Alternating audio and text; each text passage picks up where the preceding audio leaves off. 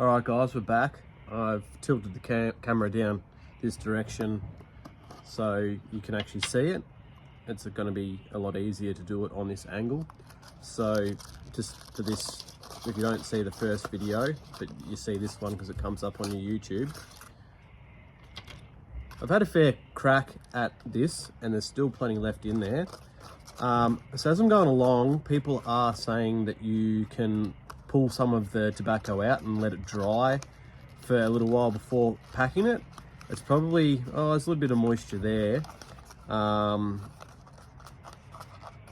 yeah, I don't think I'll do that. I'll just get straight into packing it. So how I've been doing it, guys, and if you are a tobacco pipe smoker and you think that there's any improvements that I need to make, feel free.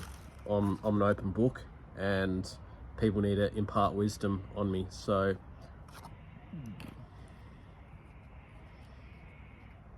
you don't want to be packing it too tightly, but you do want it to get down to the bottom of the pipe. All right, so that's that first layer done. And then you're supposed to, so that's the terminology. It is a little bit sexist in 2024. But you pack the bottom like a baby, and then the middle one is like you're shaking the hand of a woman, so a little bit more firmer.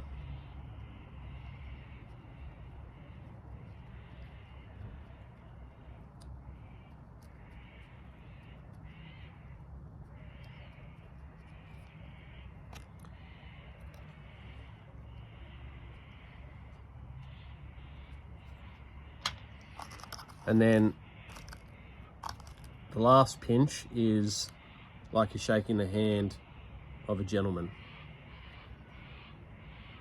So you can just use your finger for this last bit. Sorry, your tip of your thumb. If you use your finger, which I have done this a couple of times, I have found that it's packed wrong. Whereas with the thumb, your thumb is generally the size of the circumference of the hole, and you can push it down evenly and then you twist it and that'll intertwine the tobacco.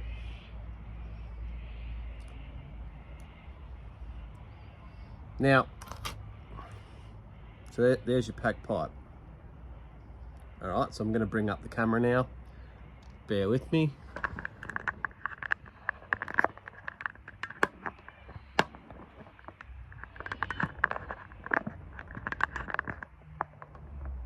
There we go. Now normally you do a false light, that's what it's called, a false light. And you can use a Bic. Don't use like a big, cigar torch lighter. You will just burn straight through the tobacco and overheat it, and just destroy your tobacco, where you're not going to get any of the aromas or aromatics and sort of the notes that you would get from your tobacco or your different types of tobacco. Matches are all right. You probably might need to strike 2 long ones or 3 long ones if you're outside in a windy area, or a Zippo if you've got a Zippo, which obviously I'm going to be collecting pipe paraphernalia now. So here we go, guys.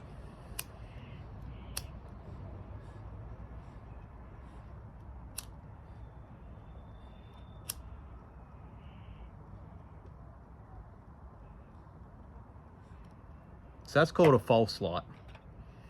Don't know the reason behind it.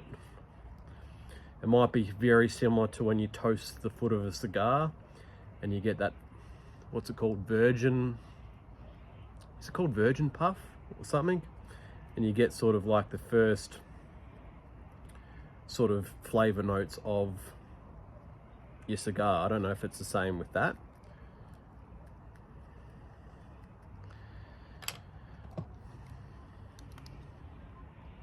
And so when you light and you breathe in, it drags the flame down into the tobacco, which is what you want.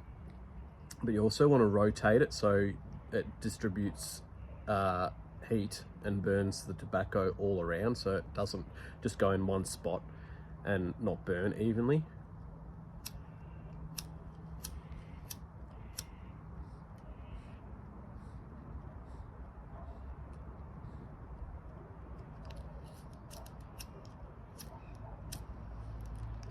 That lighter might be cactus.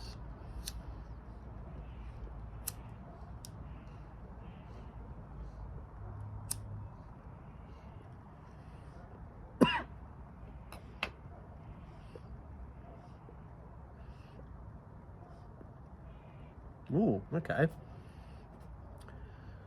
This is the first one where it feels like I'm sipping out of a straw, like people on YouTube that smoke pipes do talk about.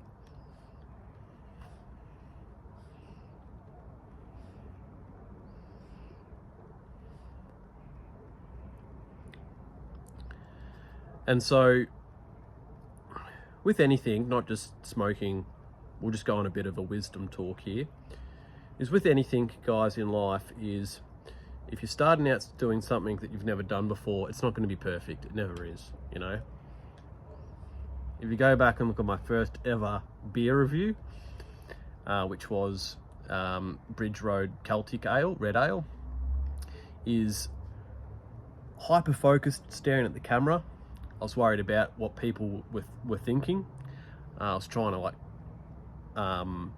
keep eye contact to the camera all the time, and I look robotic. But then on top of that, I partly knew what I was talking about, but I was fearful to say stuff, so I kept on repeating the same things over and over again, and there was lots of pauses in my speaking, and there was me being unsure of the next word I would say. So go back and have a look at that, because it is interesting how far I've come doing reviews. And with this, it's just, okay, I'm confident doing now. If people are going to give me criticism, it isn't necessarily abusive criticism. It might be just someone trying to give me some, you know, some feedback. And for the people that do want to throw criticism, who cares? So it's not lit. I'm also getting used to like how often you should take a puff, etc.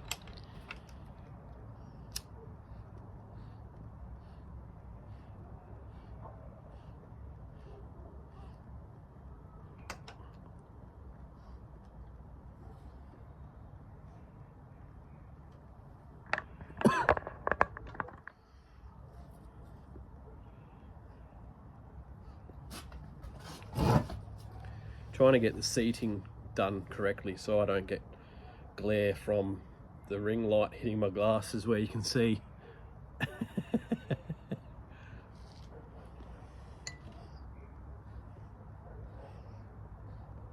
Can you take photos whilst the video's going? I think there's a button there.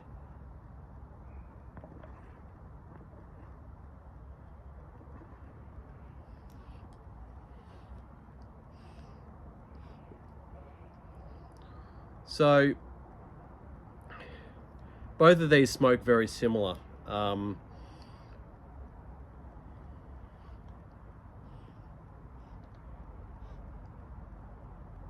didn't check it. I don't know if you'll be able to look at from going down that way. But I wonder if there's obviously a hole in here. It's obviously for the, you know, the smoke of the burnt tobacco to come up here. This one in here, I don't know if you can see it. You're not going to be able to see it, I don't think. Yeah, you might there. It's very tiny.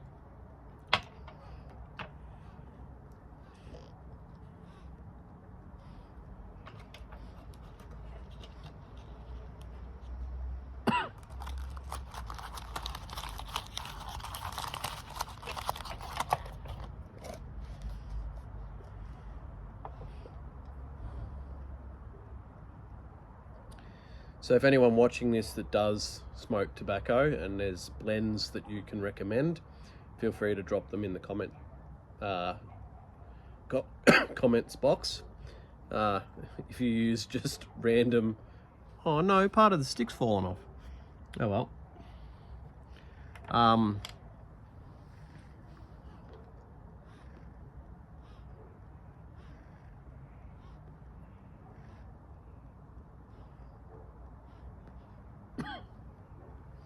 So let's talk about the tobacco itself. All right. So Sherlock Holmes Peterson of Dublin, established 1865. It says a mixture of old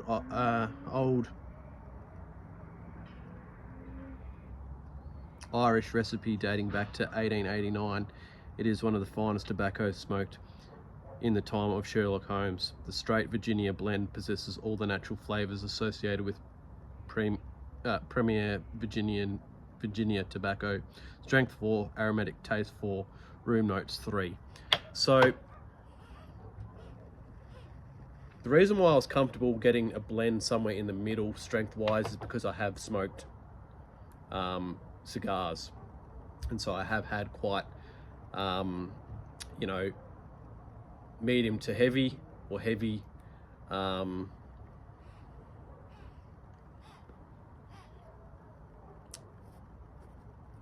type blends of cigars, so I knew that getting a medium blend would probably be where I'd start. That's not to say that I won't touch light blends, because I will.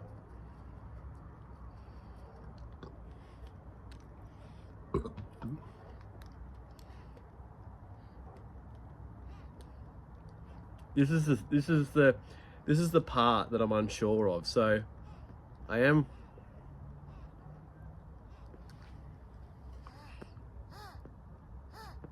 It is lit.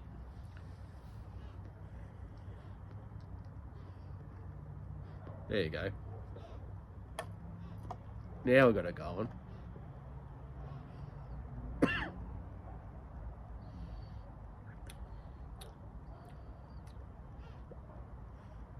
So going back to the flavour notes of this, on the aroma of just smelling the tobacco, there's citrus notes and plum pudding notes, or plum notes. Like maybe so if you cut a plum in half and you smell, that's kind of the aroma that you get from it. And as for the notes that you get from smoking it,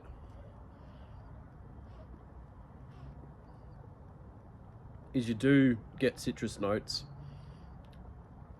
and then on the back palate after you've done a puff, there is a touch of sweetness, but I wouldn't say that you get to experience those plum notes all that much in the notes from smoking it that you get from the scent of it.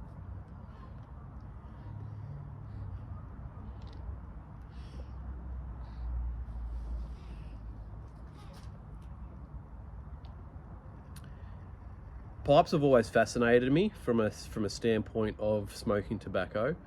You know, I used to work in a drug and alcohol rehab in Melbourne, a youth drug and alcohol rehab, and there was the house was run by the Lions Club, and it was owned by the Lions Club, and it was obviously donated to the program that was running the said rehab. And there was an old guy from the Lions Club that would frequently come around, maybe like once a month, and you'd be out there with the client smoking a pipe, and it's like I was always fascinated by it.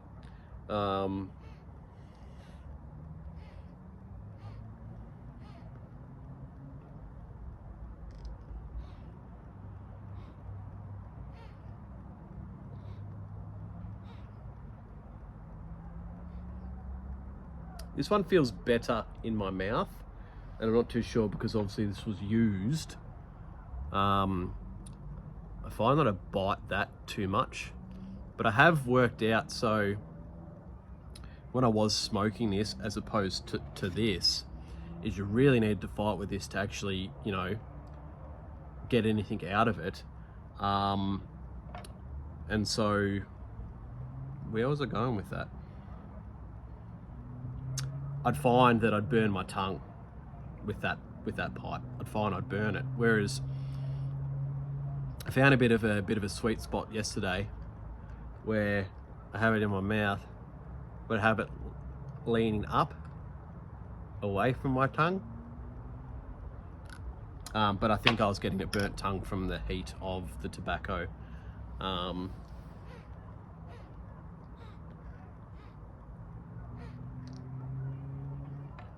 because the metal insert on that, you can't pull it out, there's only so much cleaning you can do on here with a pipe cleaner or an earbud or whatever. Where I found that I smoked it a second time and I think there was way too much moisture in here, that it was almost bubbling when I was smoking it, kind of like a bong, even though I've never smoked a bong. It's one thing that I've never smoked before and I never will. Doesn't interest me.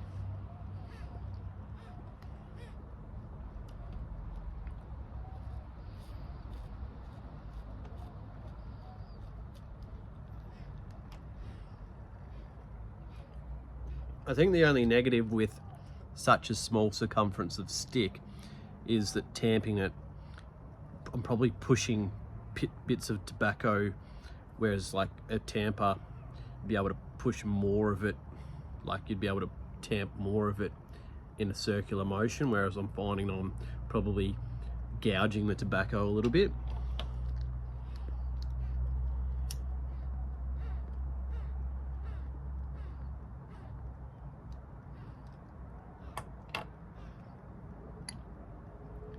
So I am really enjoying Canberra. It's really, really lovely. The suburban areas kind of remind me of the eastern suburbs of Melbourne, where I'm originally from.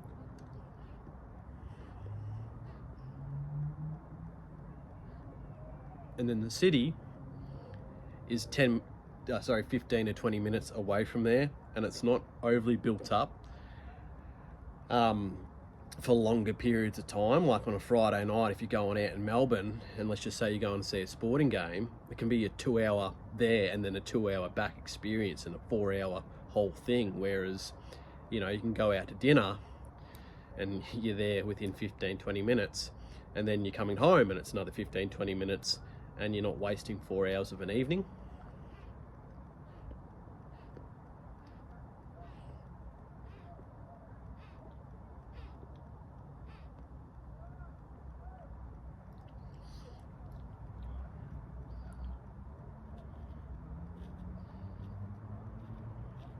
So yeah, if you are watching and you do smoke tobacco pipes and you think I'm tamping too much, or I'm tamping too little, or I'm lighting too much, or whatever,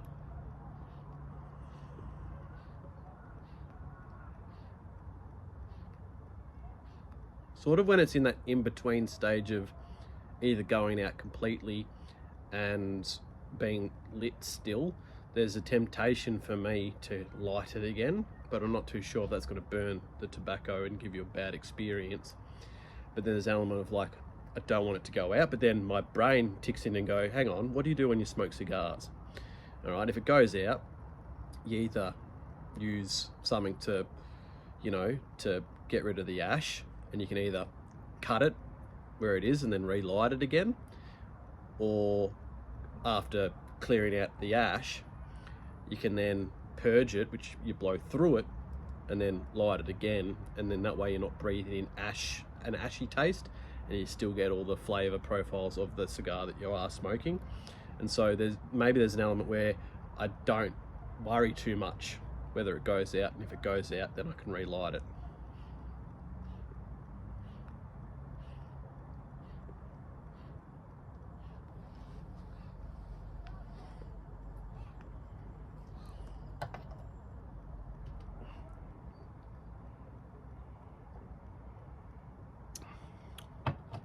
What I am finding though, the taste of the tobacco is a lot milder in this than this.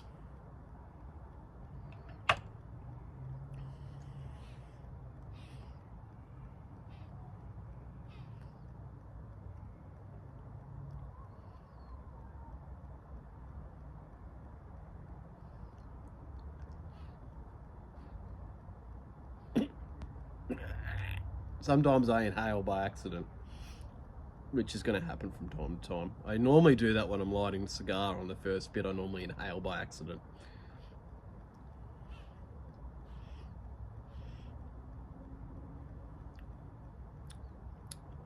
Okay. I probably have done it in the past with smoking that and smoking this, but I actively tried to take in the tobacco and then retrohale it like I would a cigar. And you do get some of those sweet plummy notes there through the retrohale.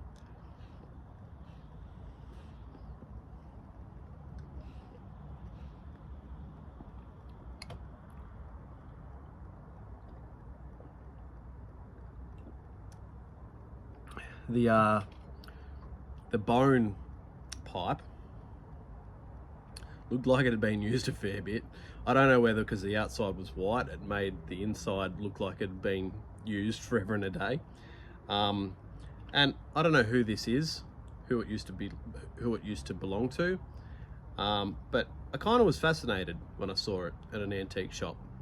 I did it once with a little china like teacup that I have coffee in, and just sort of reconnecting with things that have previously been owned by someone, and sort of being fascinated that, you know, someone could have smoked that for like 30 years of their life, and then you have it, and, you know, even though you don't know who it is, it sort of feels like you're connecting with that person's spirit in some way.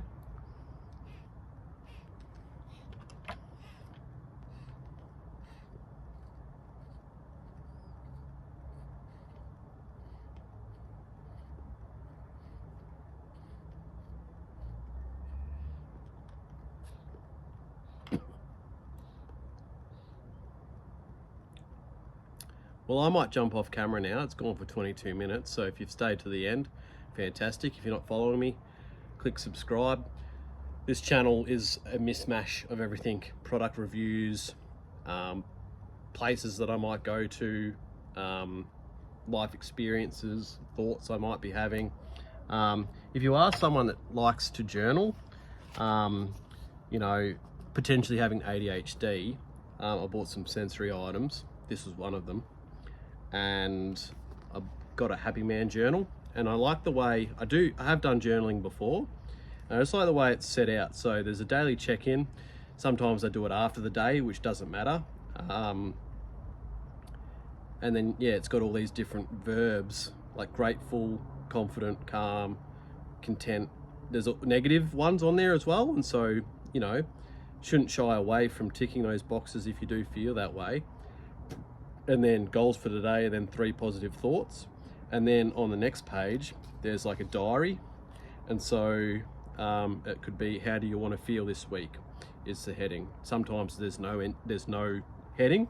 And so it could be that you tick a couple of negative things, and then you deconstruct that or decompress those thoughts and then put it in there. And that can be a good way to regulate yourself. I'm not always going to use this, because sometimes I don't feel like I want to.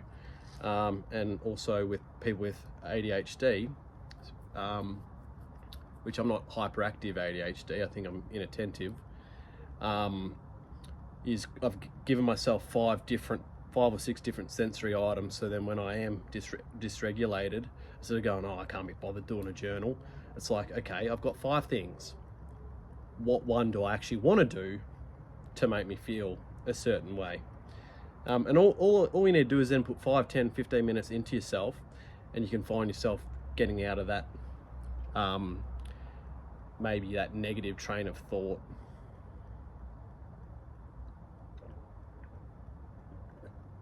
That can take a hold. I don't know if this is still lit. Anyway, I'm going to jump off camera, guys. Thanks for sticking around.